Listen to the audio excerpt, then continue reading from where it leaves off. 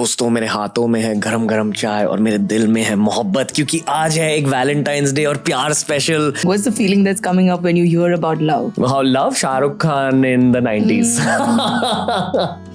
The pose, the man. Yeah, I mean, at least that's my image of it. You know, Pardes. You know Pardes? Of course. ये दिल दीवाना. Of course. That movie, दिल तो पागल है, कुछ कुछ होता है. That set the tone for what I perceive love to be throughout life. बहुत सारे लोग टूटे हुए दिल को लेकर यहाँ वहाँ घूम रहे हैं, जिन्होंने बहुत ही पेनफुल ब्रेकअप्स का सामना किया है, बहुत दर्द सहा है, इस होप में कि यार नहीं, मुझे एक दिन कोई ऐसा मिल जाएगा जो मुझे मेरे तरीके से प्यार कर पाएगा. और मैं ये मानता हूँ कि अगर आप प्यार करने चाहते हो ना, आपको अपने पूरे दिल के साथ प्यार करना चाहिए. प्यार का मतलब ही ये होता है कि एक दूसरे इंसान को अपना दिल दे देना और कहना कि यार ठीक है, आप मेरा दिल आपके पास रखो, अगर आपको इस दिल में एक छुरी भी मारनी है तो नो प्रॉब्लम, ये दिल अब आपका है.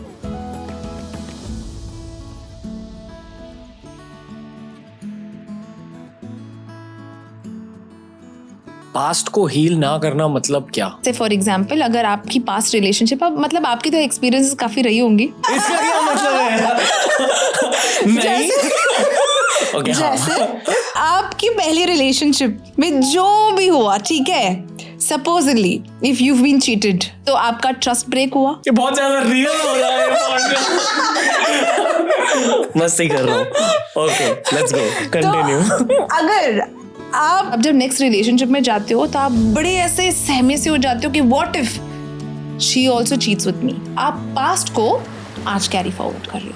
Magic ends at some point and reality hits. The concept of love bombing, right? I will love you intensely at one point with all my heart and soul and everything together, and then sort of then step back and you're like, what happened?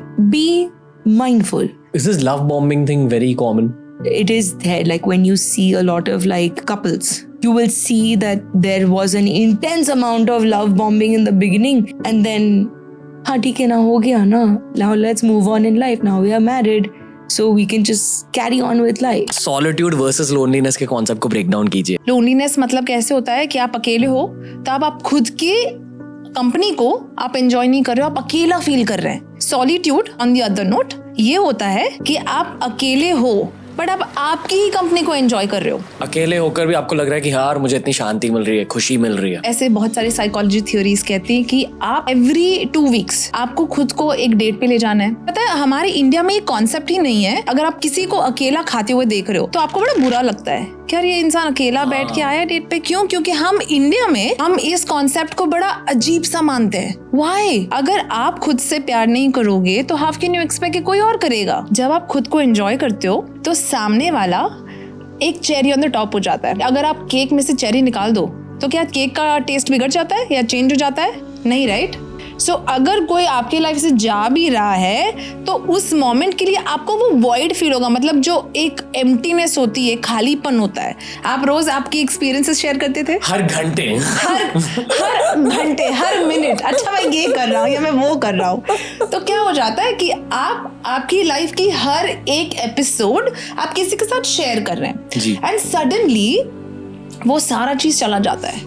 इसीलिए जरूरी होता है आप बाकी सारी चीजें करो जहां पे आप क्रिएटिवली उस अकेलेपन को अच्छे से आप वेव ऑफ कर सकते. And life is truly in its essence about strong self-loving individualism. You'll only have a great relationship when you truly love yourself. You'll only have a great relationship when your partner truly loves themselves, and all you can do is be that version of yourself that truly loves yourself.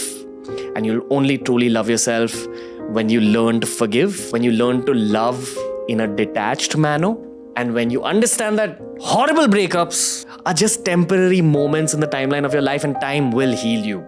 I still believe that romance is the most beautiful aspect of life. And when the right person comes your way, and I know it's gonna come my way, just know that all these other people and all these other situations prepared you to be the best version of yourself for that person. हाल ही में सुधा मूर्ति जी के साथ हमने एक podcast किया, जो doctor Narayan मूर्ति की wife है.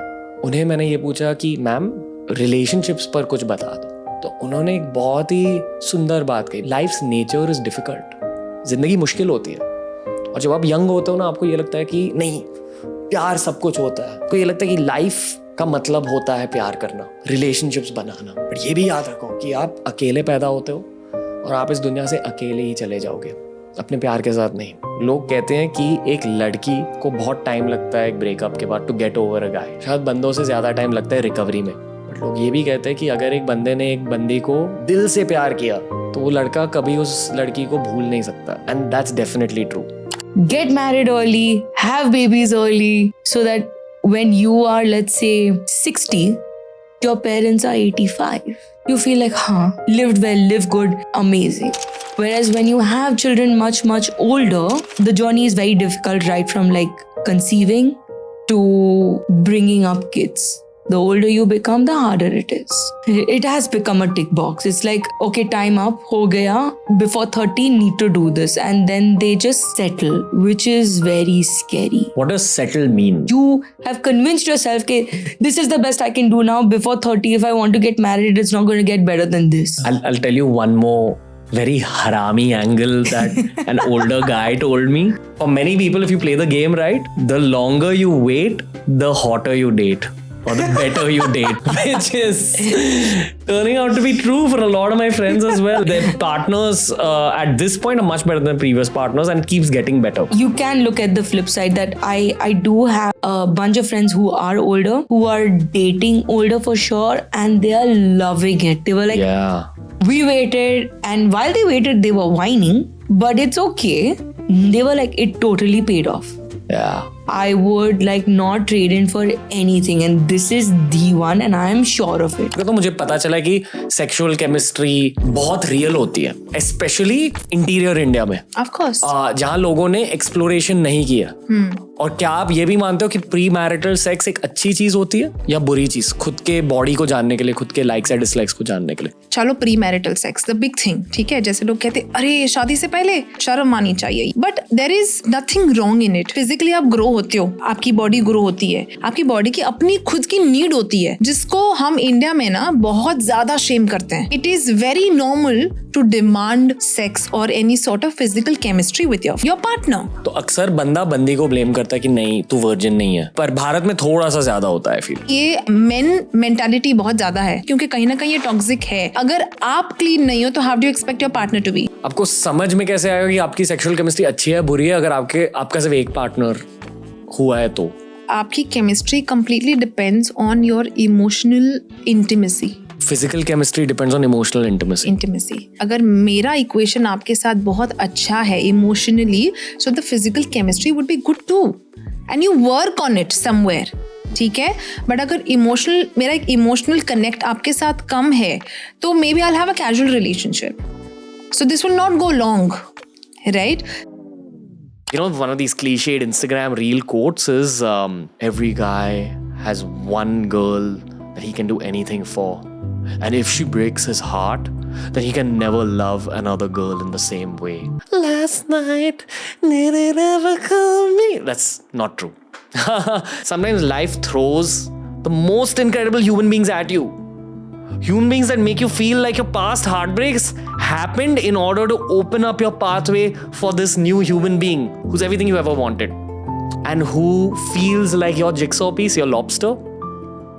And then sometimes it doesn't work out because of another cliched Instagram quote, but sometimes you just meet the right person at the wrong time, because maybe your timelines don't match, maybe your priorities for life don't match. Maybe the circumstances in your own past and that person's past was so different that you can't see your futures aligning, even if in that moment you know that there's genuine love from both sides. If you are married, you need to show up. It's a full-time job. No matter what it is, whether it's a friendship wala love or whether it is ishq wala love, you need to show up. Indian city couples have that, they are unable to do even a date night. Why? They're just occupied. There's just work. The work ethic now has become so solid that almost everything else also becomes a backseat. And it's the unfortunate truth.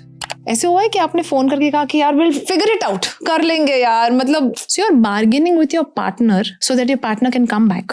मतलब जो भी आपके loop holes है दोनों के बीच में, आप उसको कवर कर दो, एंड देन अगर बार्गेन नहीं हो रहा है एंड सामने वाला कह रहा है कि नहीं पॉसिबल ही नहीं है साथ में आना, तब आप चौथे स्टेप पे जाते हो, which is depression. This is when you start feeling so sad and then comes your acceptance. तो जब आप एक्सेप्ट करते हो, that's when you heal. And इसीलिए आपको थेरेप्यूटिक टूल्स की ज़रूरत है, जैसे आप काउंसलिंग कह दो, moving out, making friends, doing some sort of activity. इसके लिए बहुत सारे लोग ना ब्रेकअप के बाद डोले शोले ये वो सब शुरू हो जाता है। क्यों? Because there is a release of endorphins जो न्यूरोलॉजिकल लेवल में आपके सर्टेन हार्मोन्स प्रोड्यूस करते हैं आपके बॉडी में, जो आपको अच्छा महसूस करवाते हैं। पर सच तो ये है कि पहले खुद से प्यार करना सीखो, सेल्फ लव करना सीखो। आपको पार्टनर की कमी कभी महसूस नहीं होगी। अरे इसने तो 7-8 लड़कियों को डेट कर रहा है, ये कैसे बोल रहा है? मेरे भाई या बहन, मैं एक्सपीरियंस के थ्रू बात कर रहा हूँ। प्यार बहुत ही सुंदर चीज़ होती है। अगर आपको असली प्यार मिल गया ना, सच्चा प्यार मिला अपनी लाइफ में, आपकी क्रिएटिविटी बढ़ेगी, आपकी शांति बढ़ेगी, आपको फुलफिलमेंट फील होगी, कंटेंटमेंट फील होगी। ये लगेगा कि हाँ यार, मैं लाइफ में सेटिस्फाइड हूँ। और उस प्यार के लिए आपको खुद अभी मेहनत करनी चाहिए, अपने माइंडसेट को बिल्ड करना चाहिए, ताकि जब वो सही इंसान आपकी लाइफ में आया ना, उन्हें भी ये लगे कि हाँ यार, पार्टनर हो तो ऐसा।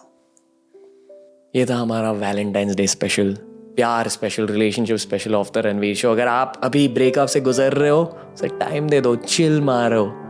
जैसे मुन्ना भाई MBBS में संजय दत्त ने कहा ना, अगले दिन अपने मोहल्ले ऐश्वर्या आई, वो याद रखो। अगर किसी ने आप पर चीट किया, अगर आपके साथ ब्रेकअप किया है, चिल, कोई और आ जाएगा आपकी लाइफ में।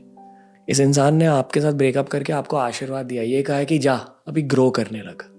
उस नज़रिए से लाइफ को देखो, एंजॉय करो लाइफ को।